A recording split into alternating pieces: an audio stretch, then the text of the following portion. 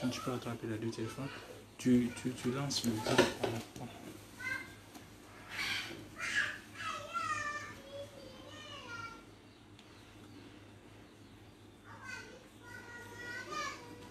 Il faut bien cadrer.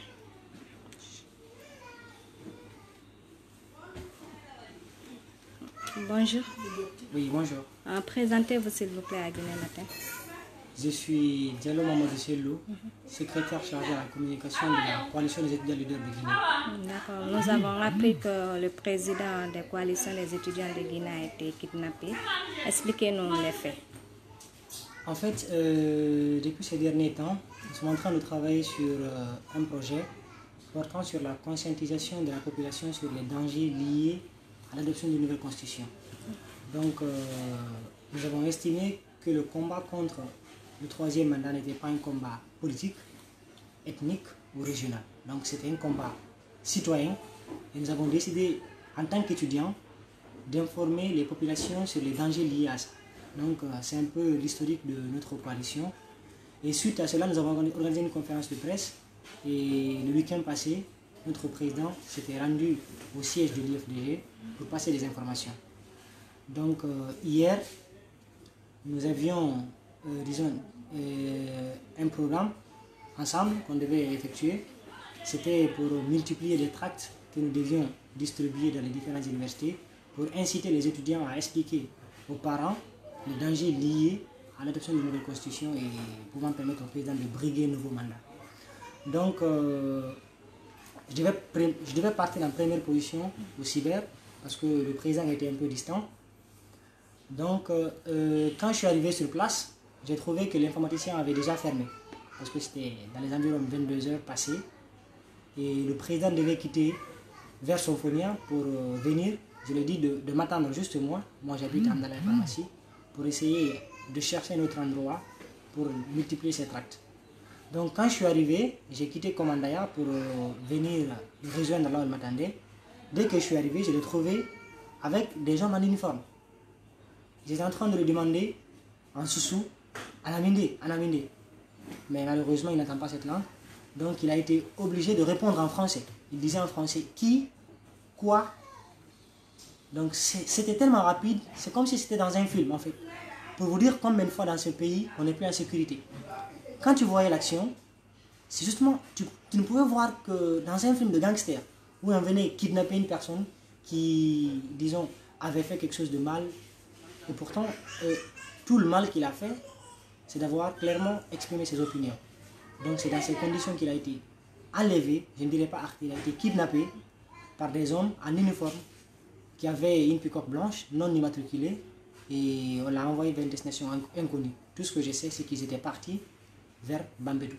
C'était aux environs de quelle heure? C'était 23 heures passées, 22 heures passées. C'était aux environs de 23 heures. 22 heures passées de plus de 50 minutes. Ok, quand la scène s'est passée devant vous et après ça, qu'est-ce que vous avez fait? Vous avez essayé de joindre vos collègues, amis, parents et proches pour savoir où il était? En fait, comme nous avions déjà passé l'information au comité de pilotage des différentes universités, qu'on devait leur passer des tracts qu'ils devaient distribuer et se préparer éventuellement à un meeting. Donc, je leur ai appelé, tous les comités, je leur ai dit que le programme venait juste de changer parce que le président avait été kidnappé par des inconnus.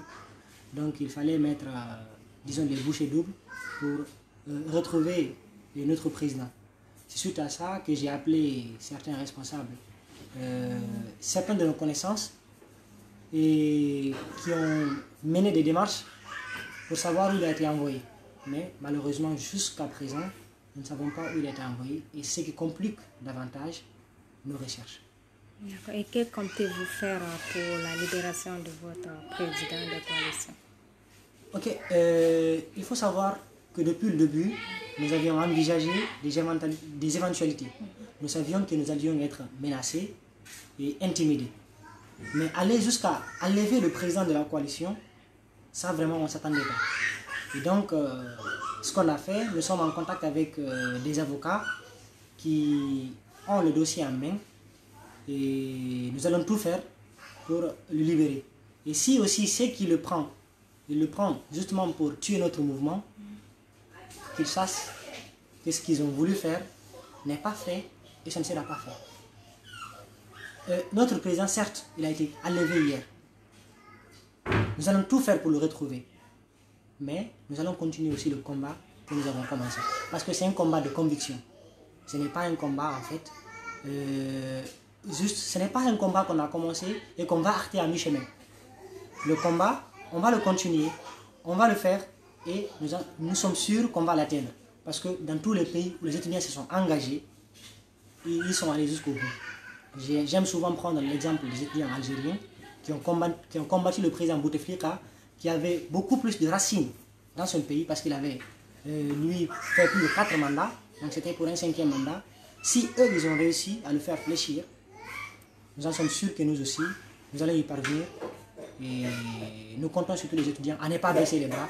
Nous allons tout faire pour le retrouver, mais nous allons aussi continuer avec nos convictions. Quel est l'appel que vous lancez à l'autorité et aux étudiants qui sont déjà dans votre mouvement? Quel est l'appel que vous pouvez leur lancer en ce moment? Ok. Aux autorités, je leur demande de faire tout pour libérer notre président. S'ils veulent l'arrêter, qu'ils envoient une convocation. Et il va répondre. Ce n'est pas un rebelle. Mais venir kidnapper une personne, c'est devenu d'ailleurs la monnaie courante.